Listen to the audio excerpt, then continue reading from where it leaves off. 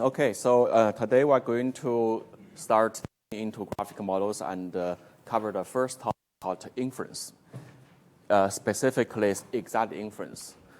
In a sense, this is a dying topic in the whole field because nowadays, with the bigger models in operation for many applications, exact inference are unlikely to be possible. Yeah, but I think this is still a very important topic that we should be aware about, at least to appreciate what is the reference point of many things we do now under the umbrella of approximate inference. The field of approximate inference is also evolving quite dramatically, which I will be covering in the next few lectures. The exact inference will be only taking now one lecture, as opposed to in the past 3 lectures, because again, it is not often practiced. So as a guy who has been working in this field for so many years, how do I describe my feeling about the change of topics? Imagine that you are, say, your goal is to build a road to Rome, for example, and then you build a road exactly leading to there. You can call that as a exact inference, right? But sometimes, because of the, hurdles and barriers and so forth, you may even choose to deviate from Rome. Maybe you want to go to another place next to it. That could be viewed as approximate inference. After all, you are building a road to the empire or something close. But the whole business can go as far as you may work on the road so hard to the point that you forgot about going to Rome anymore. I'm going to just build the road to somewhere. It's going to be useful at least for a particular region, say from Milano to Florence. Okay, that part of the road is useful, even if you don't get to Rome, right? So that's, in a sense, an episode of approximate inference. And even sometimes, I forgot about building the road to anywhere. I just want to polish or upgrade my technique of building the road, the engineering part, how to cut stones, how to measure the level, and so forth. That is also part of the inference or the building process, and that still also has values.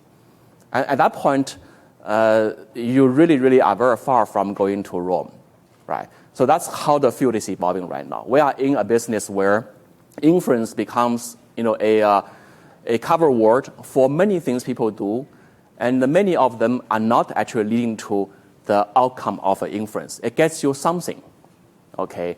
And that something sometimes becomes the design principle of another new model. And therefore, there are nowadays many models which does not have a mathematical guarantee or even mathematical clarity. And but it's still interesting. Sometimes I call them the so-called oracle-based kind of algorithm or model. The model, does not have any explicit formula. It's an oracle of executing a few steps, and you get something.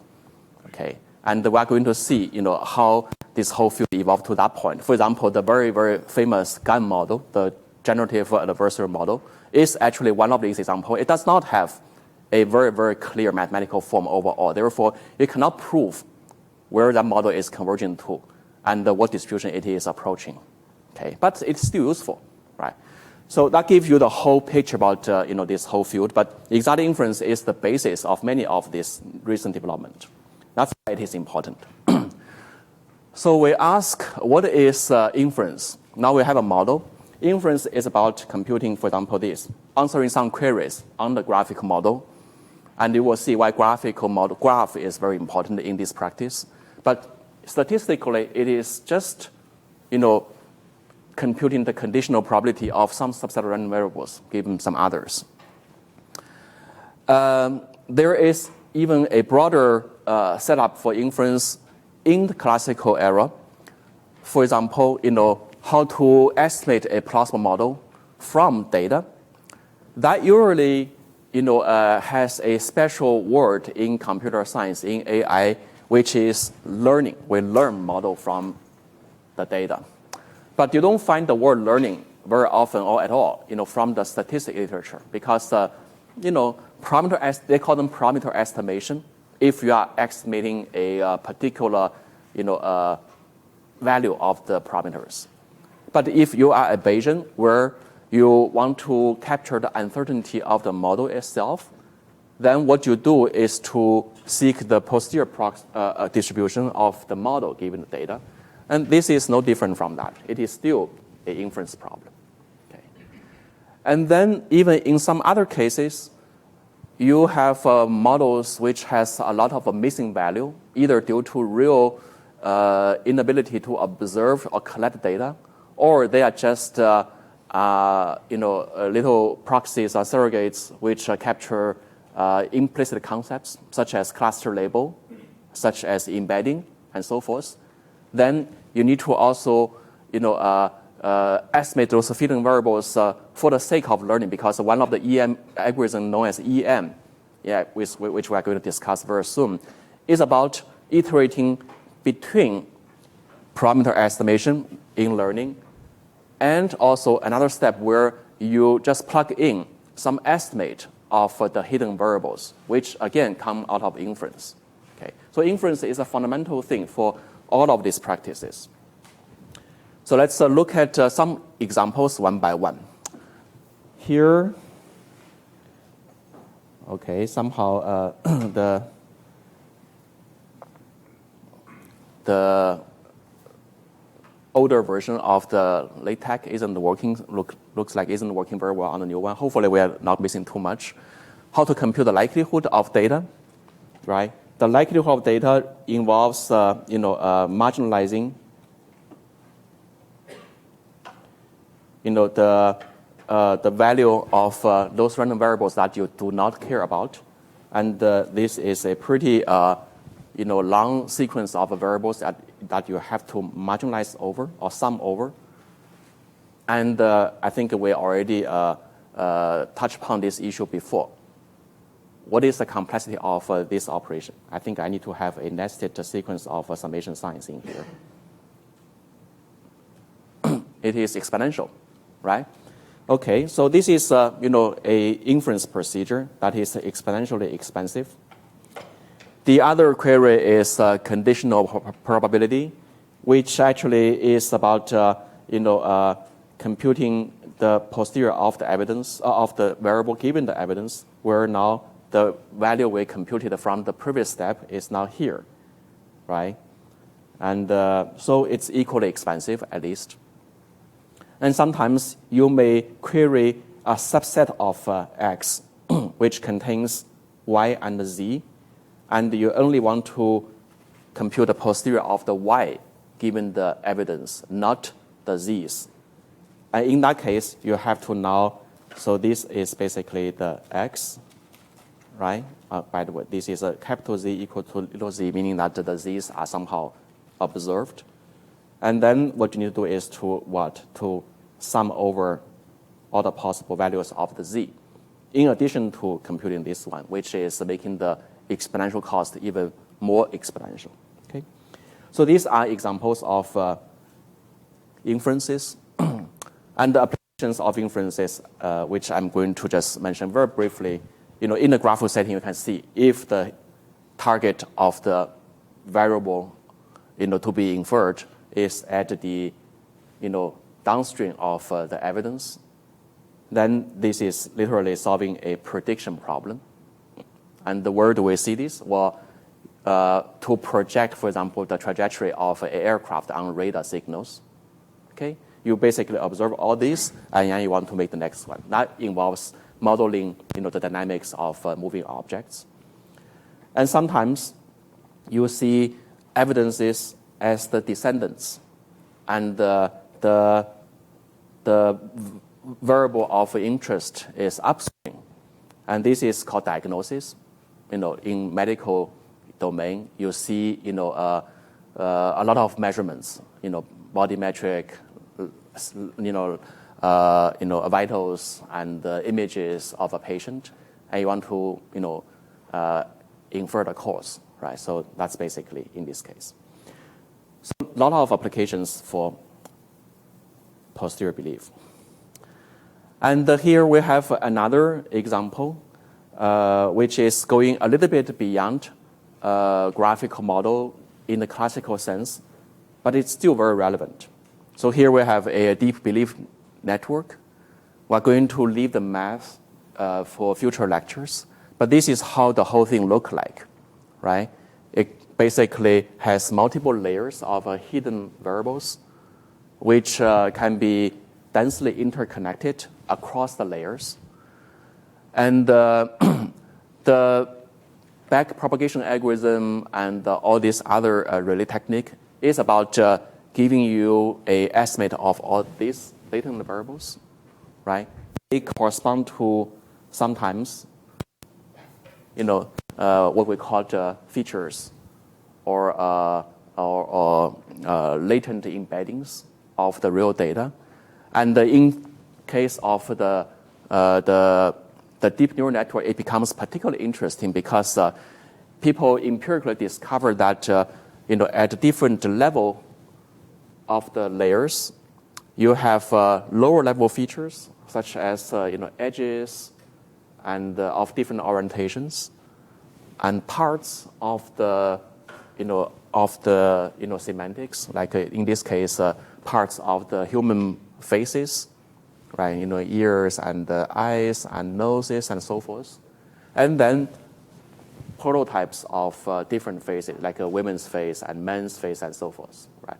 So this is actually the interesting semantic underpinnings of latent variables in a deep neural network.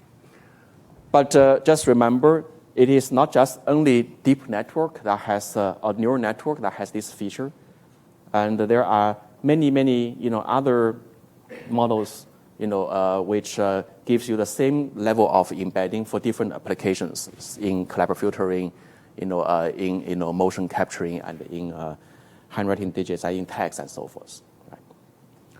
So I just want to emphasize that the application is very, very, very important and useful. Okay, so I'm not sure I can survive the whole lecture with all this little thing missing, but I will try. The eventual PDF kind of version of the slides, I guarantee you will have all the symbols and everything. Okay, but now it becomes challenging because I need to now improvise and maybe reverse engineer all these little operations that I put some time ago. Yeah. So the last query that I want to just say a few words is something beyond just the posterior distribution, but the posterior, the most probable assignments, which is one of the most likely configurations, inside this posterior probability. You can imagine, given the posterior probability, you can do an argmax and extract that. Right. And the MAP, MPA, most probable applications. Again, just want to mention a few words. Has some interesting mathematical or algebraic nuance that I want you to pay attention to. Maybe you already know that, right? For example, here I have, the posterior probability of x and y together, right? Now, depending on how I ask you the query, you may find some interesting phenomena. For example, I want to ask you, what is the most probable assignments of x and y jointly? Just by looking at this table, what's your conclusion? Okay, so it looks like this one, right? And what's the most probable assignment of y1 only?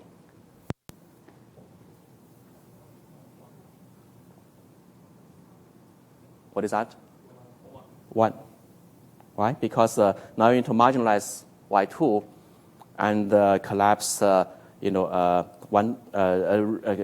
y1 only available. Then, this p of y1, the margin of p of y1 has a probability of 0.6. Right? So what's the moral here? It means that depending on the context of your query, you may get different answers for a very local configuration, right? And that's where actually graphic models become particularly important, because sometimes when you want to ask for bigger queries, you need to consider these joint correlations.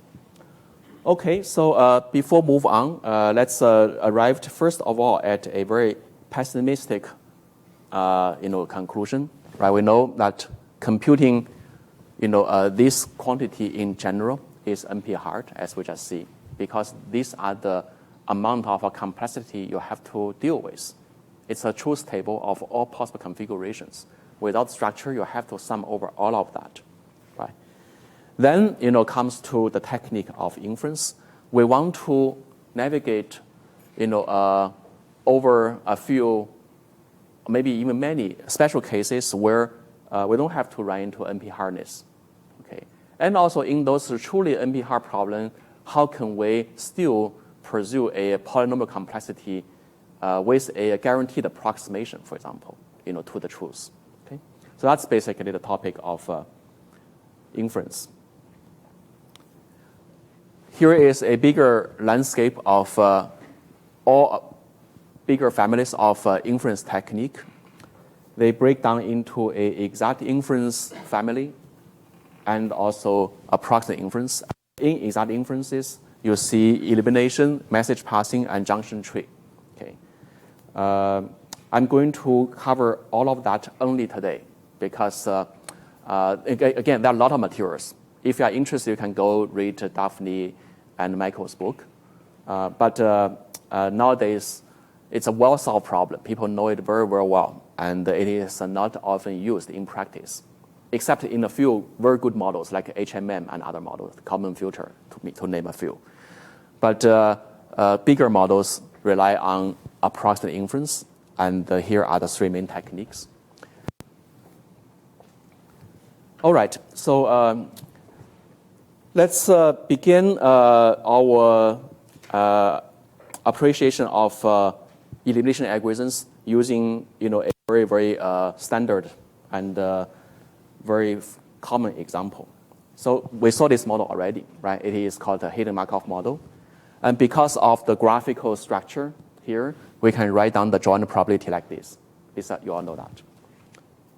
Okay, so now let's try to conduct a inference query, okay, which is the posterior probability of one hidden random variable yi given the whole observed sequence.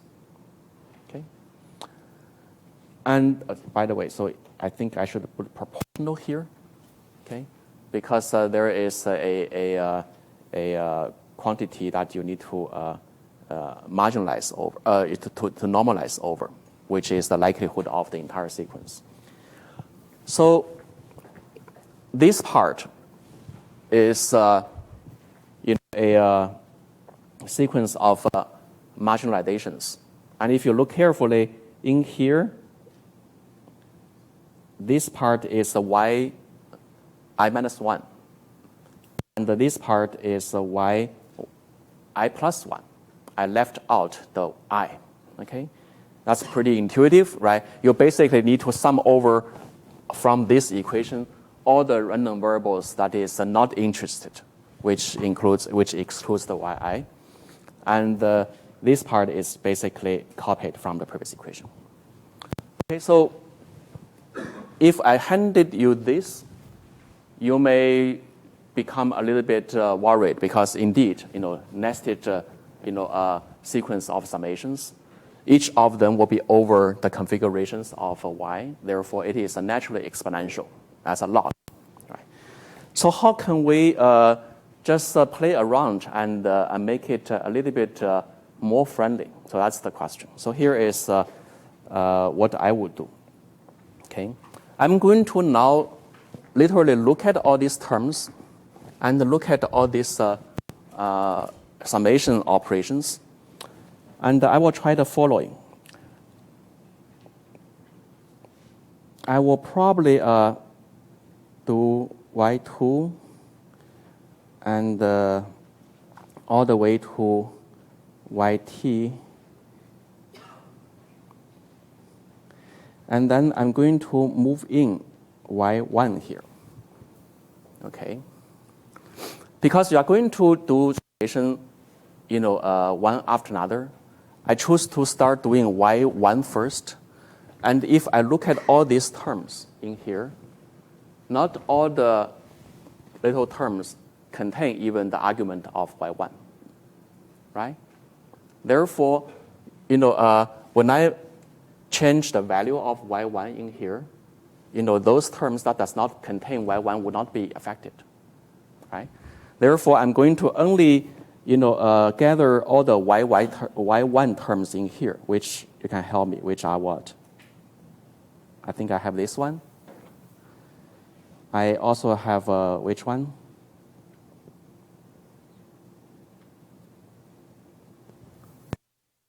Do I have another one? Well, I didn't write it here, but you should look more carefully. You want to keep on one? Yeah. The little hidden thing is that part. Okay, I encourage you to look carefully. These three terms are the only terms that contains a argument y1. Everything else, you could safely just copy here because they'll not be affected. Okay? So in a sense, I keep everything else constant and I don't touch it. I'm going to do this part only. And obviously, this will lead me to a term, right? How about, and once I sum over y already, then this new term isn't going to be dependent on y1 anymore, right? So I'm going to give a name for that. I'm going to call it m sub y1 because that's the y1 I took rid of already, okay? And what is inside, which is still an argument? Obviously, you have x1, right? You also have what? y2, right? In fact, you could even do a little more and even derive the probabilistic interpretation of that. I believe this is the of y2 and x1. I believe that's the sequence, the definition of that. But it doesn't matter. This one is less important. This one is more important. It's a term anyway. So with that, I basically, come to a new kind of a sequence of things with everything others copied, but now a m of x1 and y2, right? That's basically my new sequence. And what actually happened operationally is that this y1 is now removed. It's eliminated. Okay. You can continue to do it, and you can now start from y3, okay, all the way to yt. And start to take care of y2. And in here, you have a m of x1 and y2, and what else?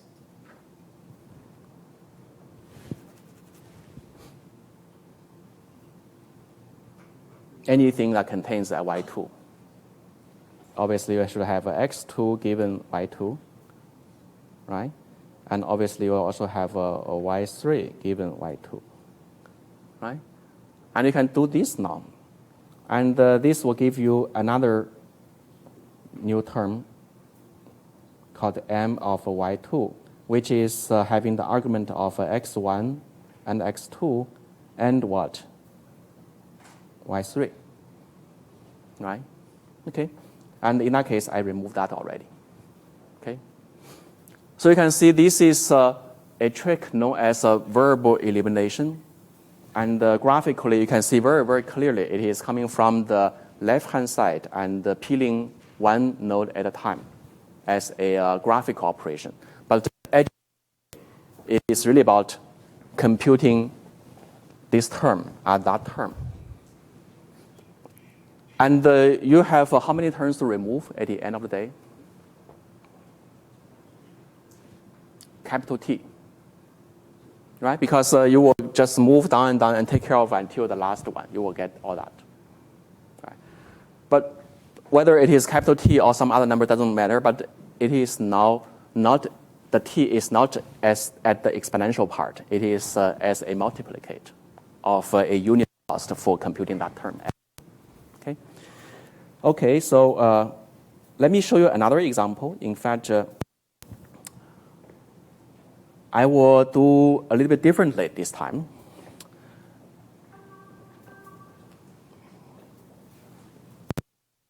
I'm okay. My antenna is on. You don't see the voice? Okay, good, perfect. Okay. So in here, I do something a little bit different. I'm going to now keep y1 all the way to y of capital T minus 1. And I save everything but the yt. Okay? And in that case, what are the terms that contains the y capital T? Well, it should be P of y capital T condition on capital T minus 1 and the times P of xt yt, right? Yeah. And I could also just do this operation and create a term. This time I call them m prime, okay, which is a function of yt, which is as a result of removing it, not a function of yt anymore, by the way. It should be a function of x capital T and what? Yt minus 1, right? Great.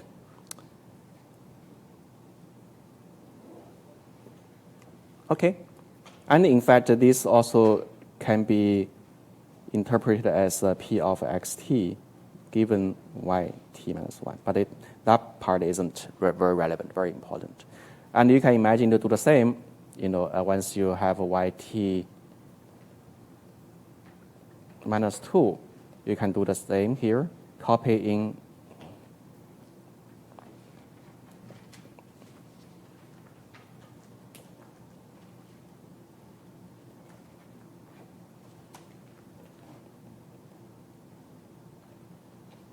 right? And this one will give you another term, which is right.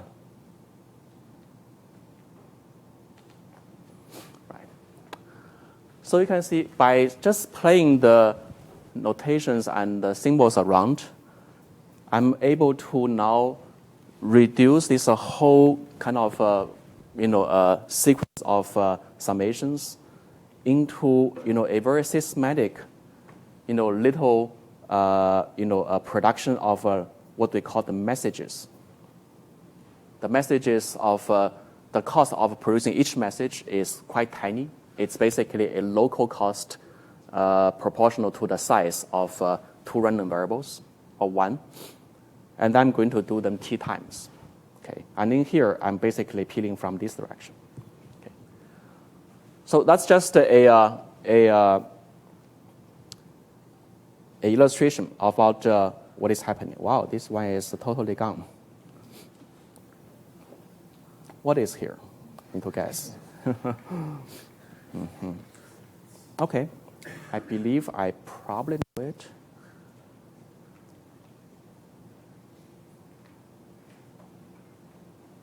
Okay, what we are doing right now is, what we call a sum product operation. And I believe, what we are trying to do is something like this. Okay. And, oh, yeah, okay, sorry. It should be summation first and the product second. Okay. In here, we are going to have a number of factors, let's say messages of all these kinds, okay? And then, this basically contains, the terms that includes that random variable to be removed. Okay, you just collect all of that from the entire equation, make them a product. So there are many, many terms like this. And they are called the set of factors. And then once you collect that, you are going to do a summation to remove that. And this one will give you to another message, which has other things. Okay. So this is known as a sum product operation.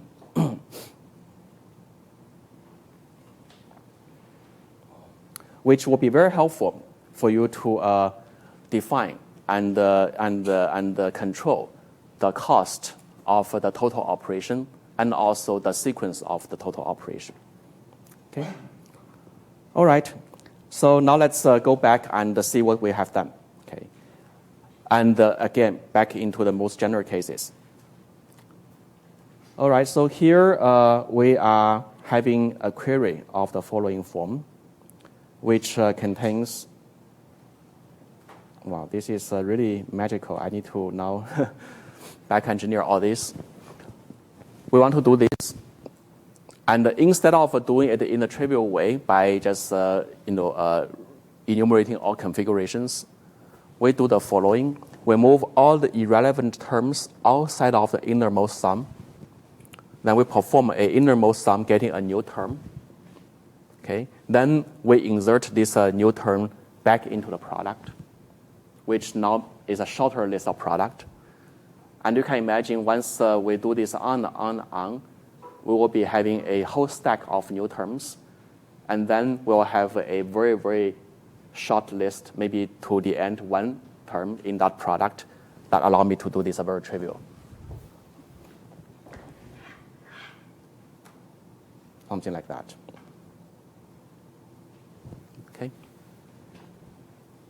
Okay, so this is the idea about variable elimination. What you are really doing here is to eliminate random variables one after another that you don't care until you only are left with the variables you care about to do posterior inference and also the evidence. So what we just see in HMM is more like a chain type of structure. You remove from head to tail or from tail to one. The ordering is very, very obvious. Okay. Now, I'm going to try another example, which is a little bit more challenge. I have a more general Bayesian network. In that case, I need to decide an order because there isn't a chain anymore. Don't ask me how. I decided to go with this order. Okay. Actually, this is not the order. This is the list of the whole random. I need to go to this order, kind of from bottom to up. And these are my set of initial factors, which are the building blocks of the Bayesian network. Okay. And in fact, here there are some more nuance because this I want to compute P of A given H, and H is observed. H is not just any random variable, it is an observed one. And I want to be very homogeneous in terms of the operation. Remember, the operation is called a sum product. Right? You need to have a sum of terms and then a product of terms, and then you sum over some random variables. So in this case, how can I treat the random variable H in the same way? It is already observed. What do I mean by sum it over? Okay, I have this trick. I'm going to introduce something called what do we call the evidential potential? That H is equal to a particular value of H that you observed, and to multiply them with conditional of H given its parents. Okay. So why do this? Well, it becomes a sum product, the same operation. Okay, except that now in this product I have not only the endogenous terms in my original joint, but also another evidential term, which is the evidence. The delta function allows you to pick only one of the configurations out of many that is observed. Okay. So this is just for a procedural reason. It makes the sum product operation very universal. Okay, so then basically, after this sum product step, I have a a term called the M of H of E and F. Okay, step one. And with that, what happened graphically? Well, this H is gone. Eliminate it.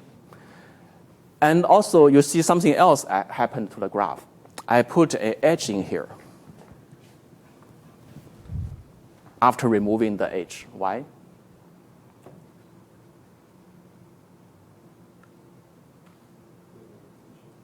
Look at this. This is a new term that I generated from the sum product operation.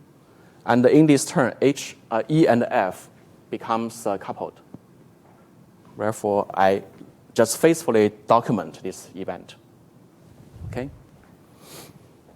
So what I'm doing now is side-by-side to give you the mathematical or algebraic operation and also a graphical operation so that you can internalize elimination in both the graphical view and also the algebraic view. Okay?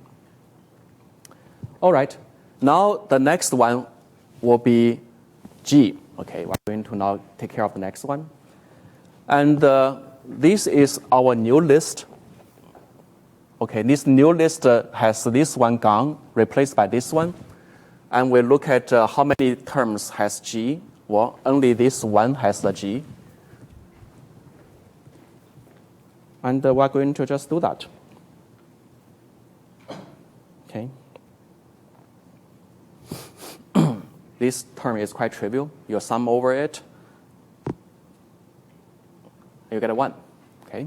And graphically, that G is eliminated. And now you have a neural list.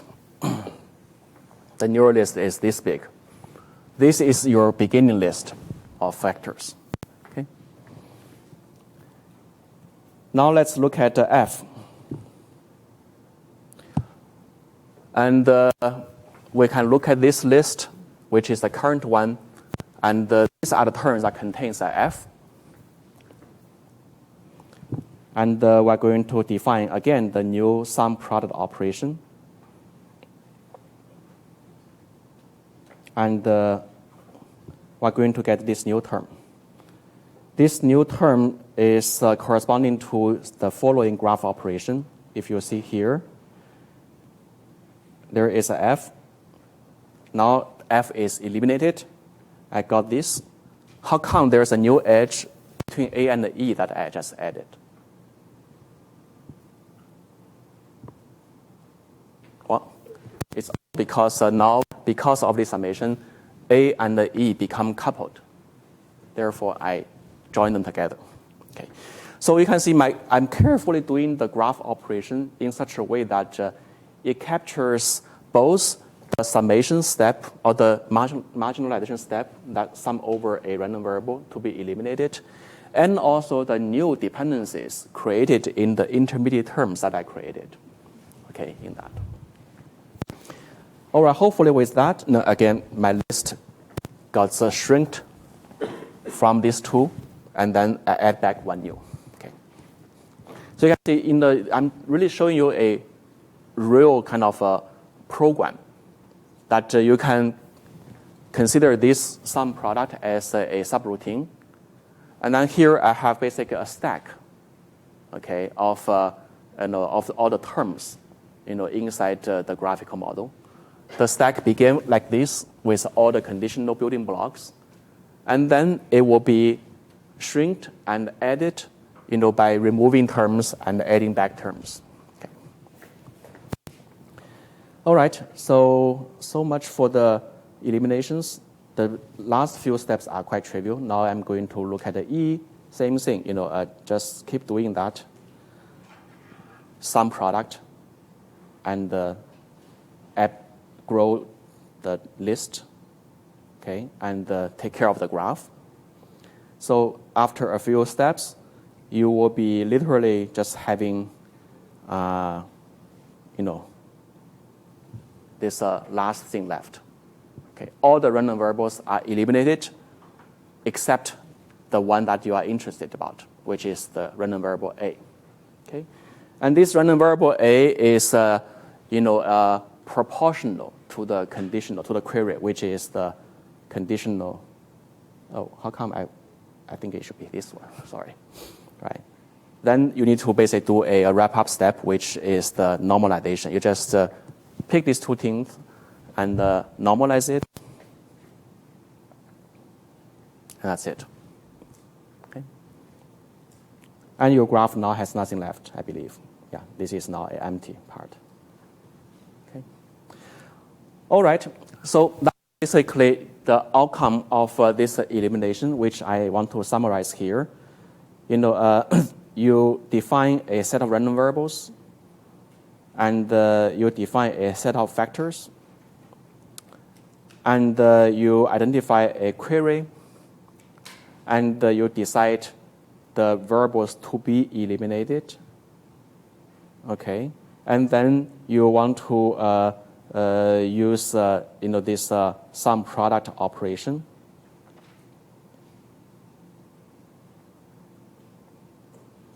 Okay, and remember that these factors does not necessarily correspond to any probability or conditional. They may or may not. Okay, so this is literally the algebraic operation, and at the end of the day, using this, you can answer any queries of the following form, which is y I given x for all the random variables. Okay.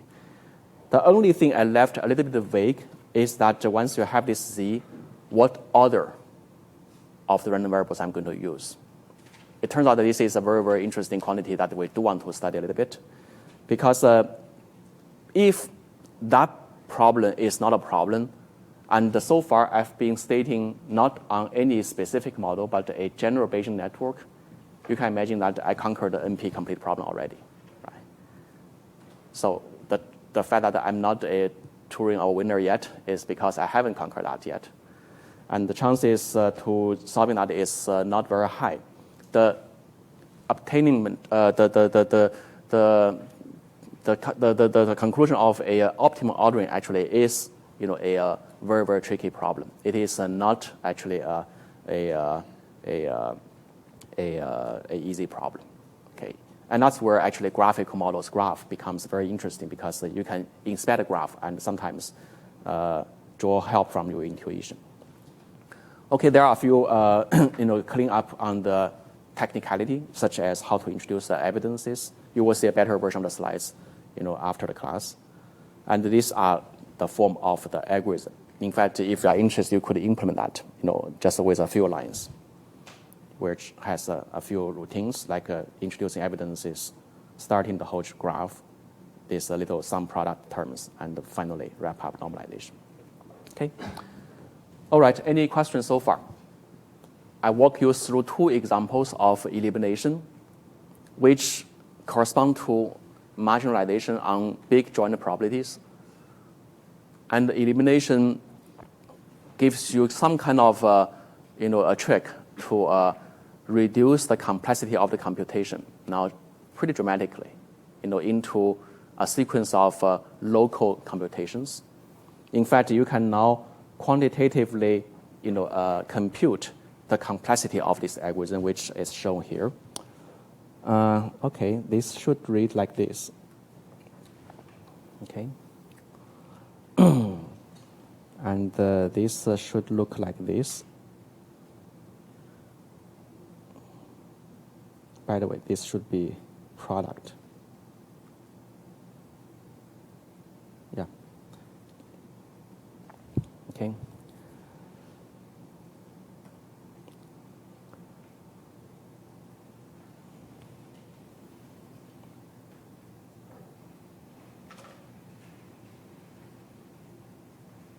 Yeah, okay. I think okay,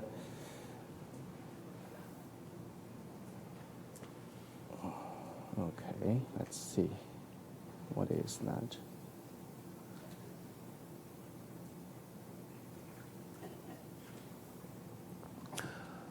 These are the two steps, which is product and the sum.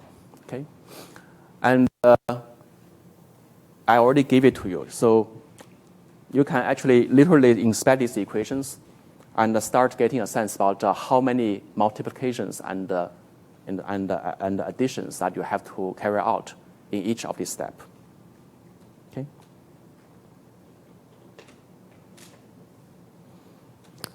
Without giving you more explanations, I hope you already figured out that it is literally, in this case, proportional to the product of the cardinality of every random variable. Okay. So, for example, here, if x takes, k prime, kx number of configurations, you need to account for that, and each of the y of c. Y of c, what does that mean? It means that the y would be in one of the little cliques, okay, that contains y.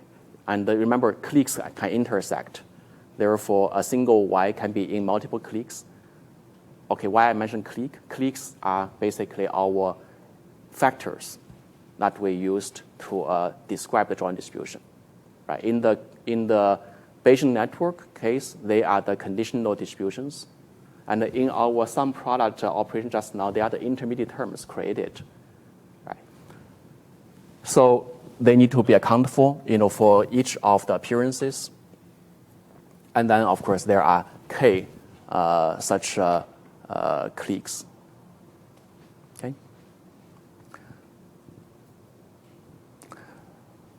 The numbers will take you a while to figure out, hopefully back home. But the moral of this message is that this is only locally exponential, but not globally. Okay. This is the cost of a single term, which basically only amounts to, how many times, a particular random variable appeared in the terms. But if you have a large sequence of or collection of random variables, then you don't have to basically go with the summation over all such terms. Okay, so this is the key message. Exponential in the number of random variables only in the intermediate factor, not in the original full equation. And usually the full equation has a finite number of such intermediate terms. Usually the size of the graph, for example, the length of the chain and so forth. Therefore, on that it is just times a length, the polynomial cost of that. Originally, it is really about k exponential to L. Okay. All right. Any questions so far? Did I go too fast? This is the most trivial part of inference, but the most kind of fundamental insight behind all inference algorithms in terms of judging its cost and setting up the routine. So I want you to really understand, marginalization or posterior inference query is about eliminating random variables in certain order, okay, using certain cost management technique, in our case, the sum product operation. Okay. If not, let's move on a little bit. Let's understand a little bit deeper. Here, I put a sequence of graphs. If you recall, these are the intermediate graphs that we actually used in our previous example to track the elimination, right? And it has the following interesting operations. First of all, starting from a graphical model, whether it is a Bayesian network or it is an indirect graph model, we first moralize it. Moralize meaning that you join the parents of any random variable so that they become undirected. And then based on an order of variable elimination, you are going to just eliminate H, G, F, and so forth, one after another. And when you eliminate, you join their parents. Okay? You can see I'm going to just play the animation here. Okay?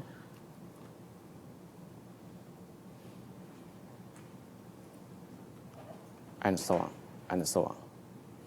And for each of these this elimination, you create a new term which are captured in these factors. Okay, they correspond to a graph entity on the graph. Okay.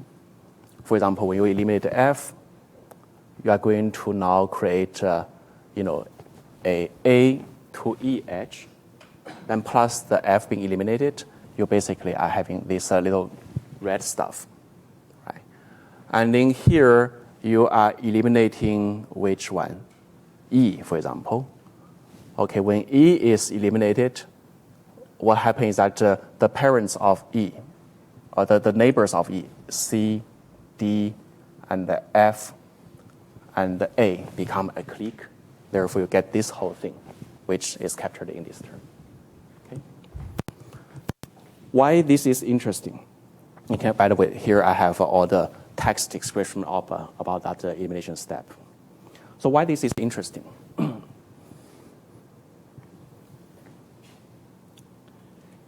It is interesting because there is this one-to-one correspondence of the algebraic elimination to the graph elimination.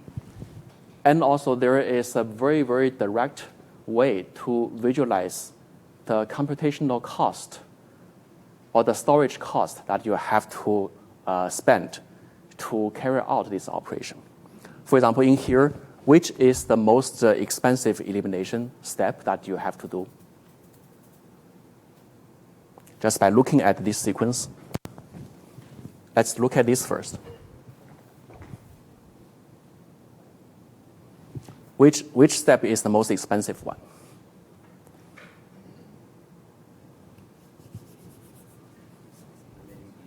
What's that? Eliminating E. Right, this one. Why? The biggest factor, right? So this factor has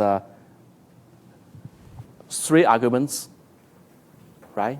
And therefore, you need to store basically, 2 to the power of 3 configurations in that big table, right? Okay, that's great. So this actually is the bottleneck. There are no other factors which will be more expensive than this one, right? Okay, so you only see this after you write down the whole equation and do this. If I give you a graphical model which has like 1,000 random variables, do you really want to write this down? You run out of pages to write this, right? But if you store the graph model as a graph, and you have this macro, which carries out elimination on graph, and use the rule I just described, and create all these intermediate terms, then you can just look at the size of the intermediate terms, which are the cliques, okay, and determine already a cost. Right? So this one corresponds to this one. Right? So that's why graph elimination is a very, very practical aid or tool companion to your implementation, because that gives you an estimate of your cost, before you actually even implement or write the equation. Okay, and this one actually can be connected into a tree of cliques, which is like this, and the connection is very, very easy. Just basically connect the one which has shared random variables and so forth.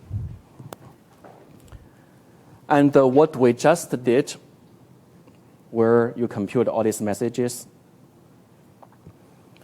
can be understood as a message passing protocol on top of this graph. Why? Because it has the following generic forms of the definition of the message. The message is defined by a sum product operation, as you know already, right? So it is, for example, this message,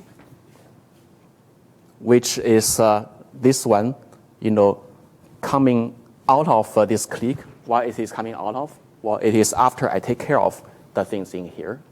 Okay, it is defined by a sum product, sum over the E of interest. And here, what are these? These are the 2 messages coming into this clique, MG and MF. And this one, the factor on the original stack of the joint distributions. Remember, in our original joint distribution, there are all these terms of local conditionals. And if I look at this is the only term in here that is relevant. Okay, so mechanically, I just look at my list, my stack, and I get basically all the original terms, and I get other terms which are coming into this, and I take care of the sum step and send out. So this is, a message passing version of the sum product operation. Okay. Again, which make it very intuitive, and also it opens up way to approximate down the road, because you can violate certain rules of message passing and still get something done, which we are going to talk about later. And here, the complexity definition becomes very clear, right? It is the size of the biggest clique in this whole thing that's become the bottleneck of the inference, and we call this a tree width. Okay. And as I just mentioned, finding the best, the tree width actually depending on your order of elimination. Well, I'm going to show you an example very quickly why order become important. And the search of the best ordering is an NP-hard problem. So let me give you a sense about why order become important. And the graph, again, gives you a very, very good way of determining the better order. Okay. So let's look at a graphical model. Let's say a star graph. Okay. A star graph is basically a graph that everything connects to one node. You can put many.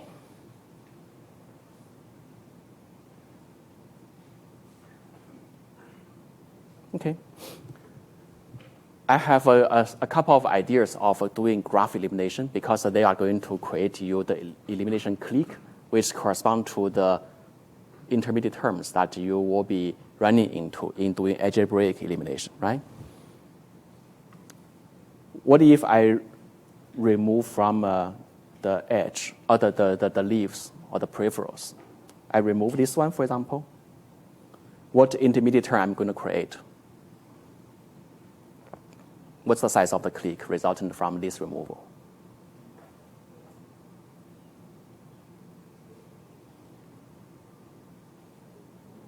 Right? I think I'm going to do this. Right? And if I remove any other one, we'll be creating literally an intermediate term of two random variables. Now, what is a very bad choice of the first term to remove? I will take the heart. I will remove that. What's the resultant size of the clique? The whole thing, basically. Because the rule says, you need to remove one and join all the rest into a clique. Okay, so I'm going to run into a gigantic elimination clique. Right. So you can see different elimination ordering really results in different complexity. And in this star graph, it's very obvious. And a tree.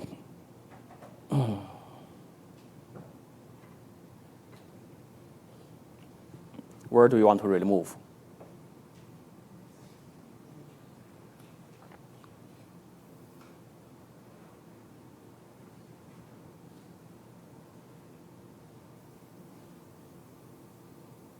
What's the definition of a tree?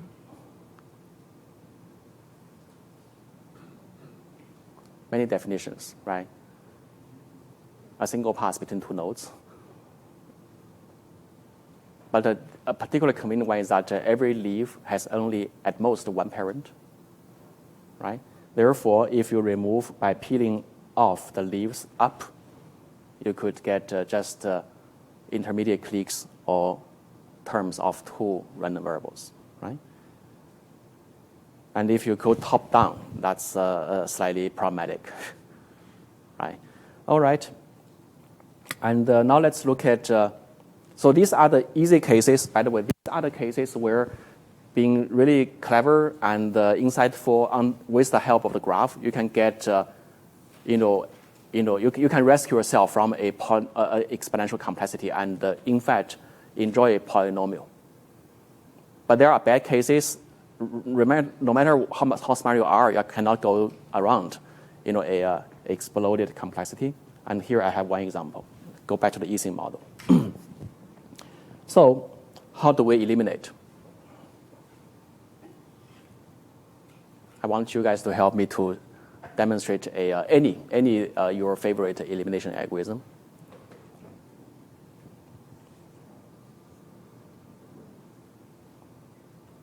Someone want to give me a hint? Yes? Great. Start from the corners. Let's start from here. I remove this, and what should I do? No, let's do very, very robotically. So remove this one. What should I do on the graph? Right? Okay. What's the next to remove? The one, maybe this one? Okay. Or maybe this one? Well, they're the same, right? So I will remove this one. This one has 3 neighbors. Therefore, I need to connect this and that and that. All right?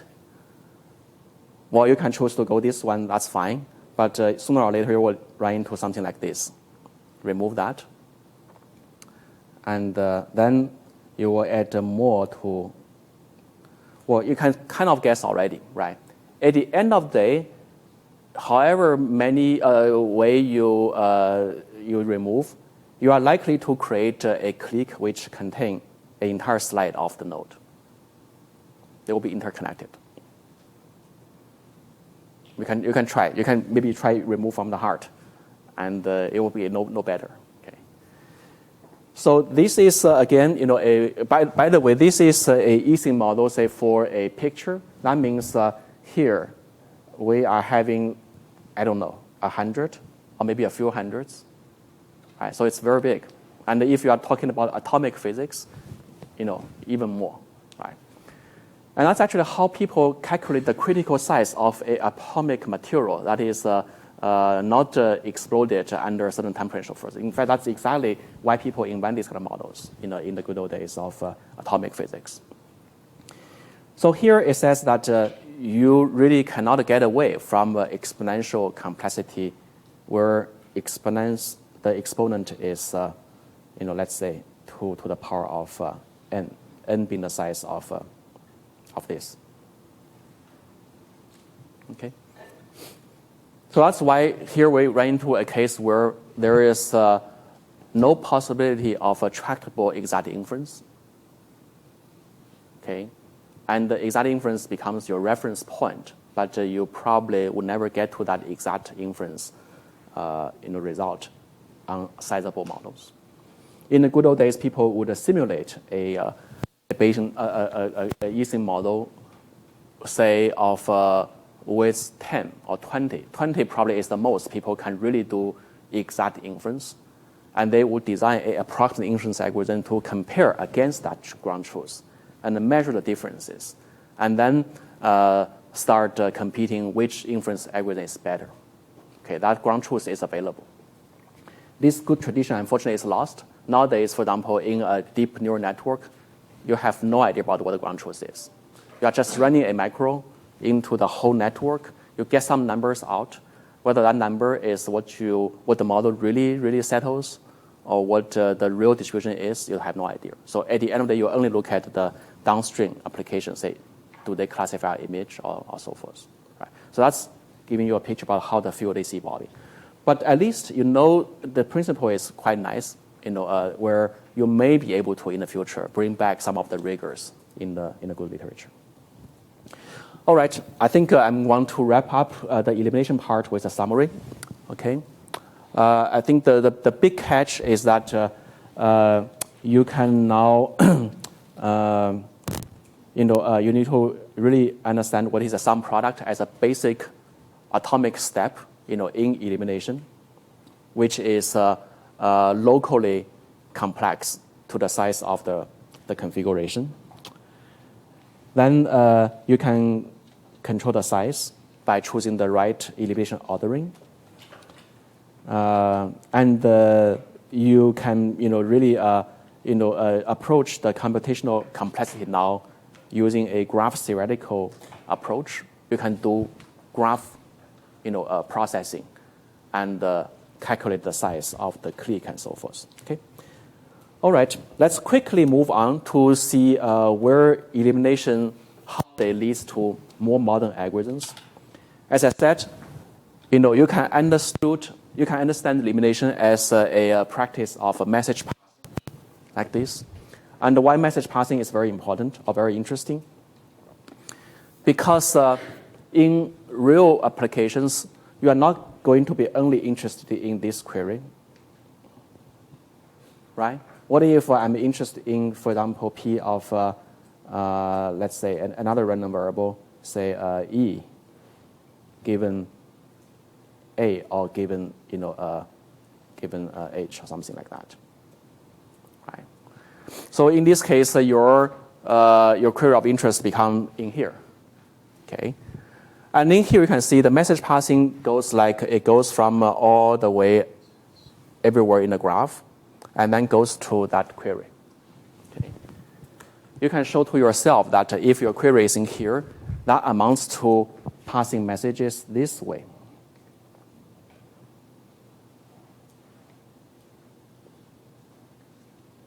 It goes back to here. Okay. And then what's more interesting is that you will see that, for example, this message, which needs to be collected from here to here, was already computed in our previous query. In fact, on every edge in this clique tree, you have only two messages to pass. One is this way, the other is that way. You can actually pre-compute it. Okay, you can pre-compute it and store it, and that gives you a probabilistic database that allows you to answer all the queries in the graph. Okay, so that's the virtue of message passing. It's not a one-time solution. It becomes a database of solutions. Yes?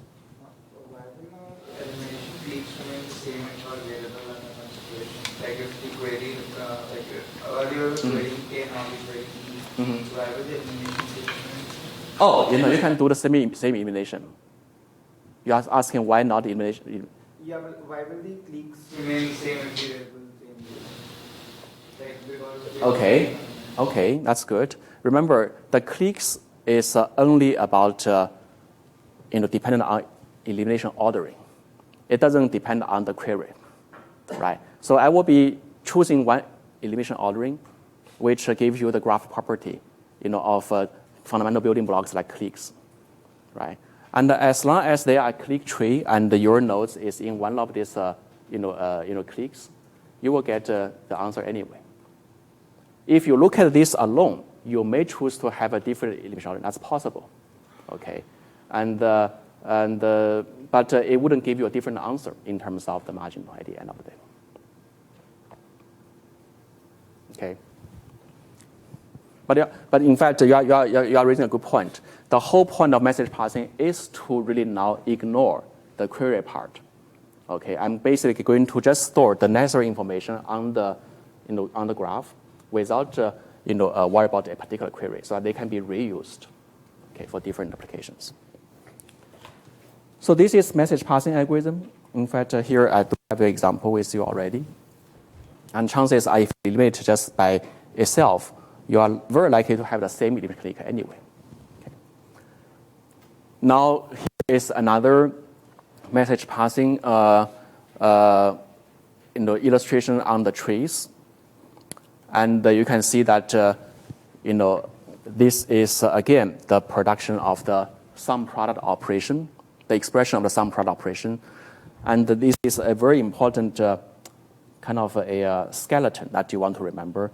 For the message coming out, it collects the messages into it, which are these pieces. You can see the neighbor of j minus I. Okay, that's the expression. And then these are the two terms, okay, which really points you on where the message is going to and all the relevant terms in the original stack. In this case, I don't use P anymore because it could be undirected, it could be directed. I just use phi, which are the local marginals and the local coupling factors. Or you can call them singleton potentials and pairwise potentials. Do I want to, well, it's trivial, right? You can equally compute a message coming this way, for example, from J to K using this formula. I will leave that as an exercise for you. Okay. And then, build on this insight, you can even come up with something called a message passing protocol, which goes like this. You just pick, if it's a tree, it's very simple. You just pick a node and hang it, okay? Then you basically just first generate messages from the leaf and collect them all the way to the root. And then the root basically now changes color. I got all the messages I could have got, okay? And then I'm going to start making contributions like this. Okay. Once these two passes are done, you are done with a graphic model. All the necessary terms that could be generated from message passing on the tree is now produced, and you are free to use, any queries, or to answer any queries. Okay, and I give you a few more examples. This is a message passing on HMM. I just actually show you, in handwriting some examples. And wow, this is a little bit tricky. Wow, they are really ugly. So you kind of see already what I did, right? So I'm coming from here to eliminate one after another, or I can go this way and eliminate the other. And the formula I used, are, really the same as what I'm showing here.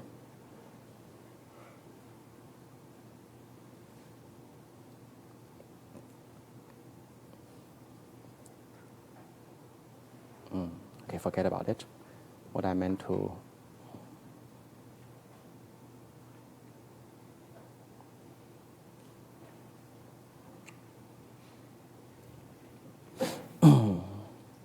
What I meant to say is that if you are going to generate a message out from HMM, from any node, what you need to collect are basically a message mu coming from here, and also another message coming from below, and then this one is the local conditional probability of Py given -1.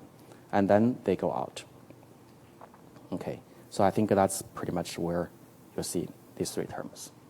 Okay, and these three terms, when they got multiplied and taken care of, they produce a term called the alpha message. Okay, so this is the alpha message. Oh no, it should be in here. That goes leftward or rightward. And then there is a backward algorithm going that way. I believe somewhere you will be having what they call a beta message.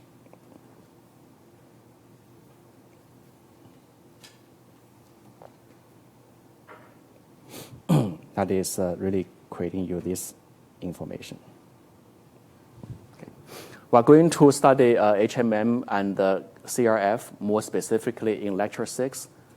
But pretty much you already know from head to tail the algorithm itself already. I'm going to give you, more traditional notations in that lecture so that you can get connected. Okay.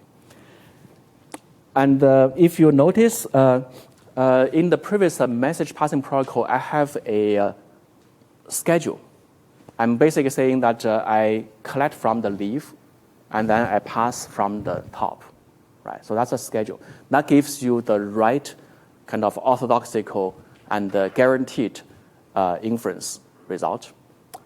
But in practice, you can also go in parallel, and having this parallel synchronous implementation that you can collect like this, and push out like that. Okay. So this is sometimes known as a belief propagation. What does that mean? It means that you just every time focus on the edge and also the configurations of the node connected by the edge. They will be colored to indicate whether they receive a signal or not. Okay, and then you're going to compute the local messages on this edge accordingly, okay, and pass it. And this algorithm is known as message passing, or as a belief propagation. And it gives you a very localist view of implementing the belief propagation, the message passing algorithm, especially when you have a large graph. You don't have to scan. Every local node don't have to know the situation of another node 100 steps away from the graph. And that actually kind of inspired a lot of the approximations down the road. One of the approximations is to forget about the synchrony. I'm going to just compute, the message no matter what, based on my current version of the message coming from my neighbors. That's a heuristic. In fact, this message passing algorithm is only guaranteed to be correct on trees. I have, I believe, here a statement that you can prove the correctness of the message passing on tree graphs.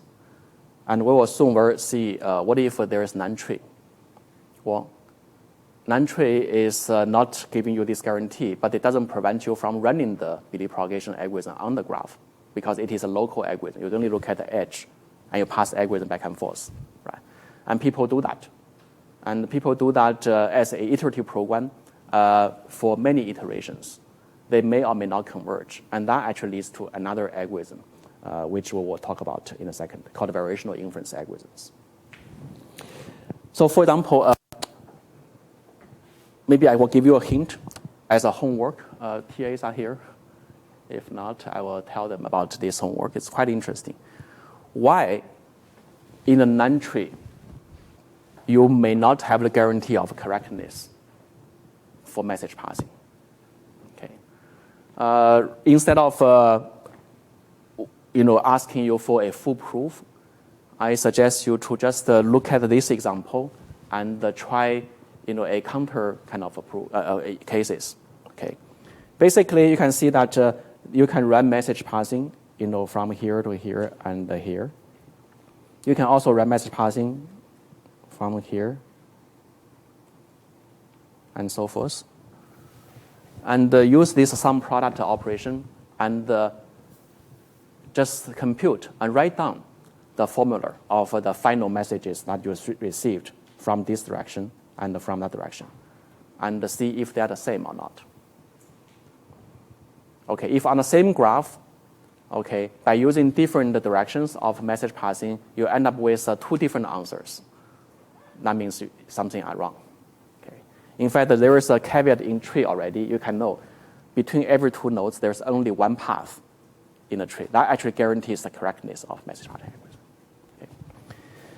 All right, so do this in your homework. It's quite fun to enumerate because it's just a combination of 4 messages and a few summations. So with that, I want to close with a big summary where I ignored a lot of the classical materials because they are not in use anymore, but they are still interesting intellectually. Okay, so we can now directly run message passing algorithm, along its edge for tree and even for non-tree like graph, with the cost of losing, in some cases, correctness guarantee. And then for non-trees, in fact, the graph that we actually just ran into was a non-tree, right? You can actually turn it into a tree by doing the graph eliminations and identifying the cliques and then tie them into a tree of cliques. And then you define the messages not on the edge, but on the edge of the clique tree. Okay, that's the trick. Right. As long as this tree is, by the way, called a junction tree, you want to see the definition, it will be in the appendix. Okay. As long as you can convert an arbitrary graphic model into a junction tree, then you can still run correctly the message passing algorithm on the junction tree where the messages are defined on the tree cliques. You have the guarantee. But of course, we know that for an easy model like this, the junction tree will be gigantic cliques like this, which each piece has, say, 100 nodes. That, again, is in principle doable as a junction tree, but in practice, you cannot afford that. So the junction tree exposes you the complexity of the whole graph inference cost, where the biggest intermediate cliques ever created in the junction tree, will be the bottleneck. And that's an insight that you want to get into. Okay. Nowadays, of course, in deep neural network, in compounded multi-layered graph networks, people don't talk about the junction tree or clique tree or any of that anymore, because correctness of the inference become very secondary or not even bothering, if our applications are on other dimensions. But we can discuss what's the implication of that down the road. For example, interpretability is an issue. Because there is no ground truth in the hidden nodes, how do we interpret outcome of hidden nodes become very, very questionable these days. Okay, I think I'm going to stop here. I just told my TA my office hour starting next week will be right after the Monday class. So if you have questions, you can come to my office hour. We have 6 TAs. Each of them will also have a 1 hour office hour every week. And feel free to visit them if you have questions. Thanks.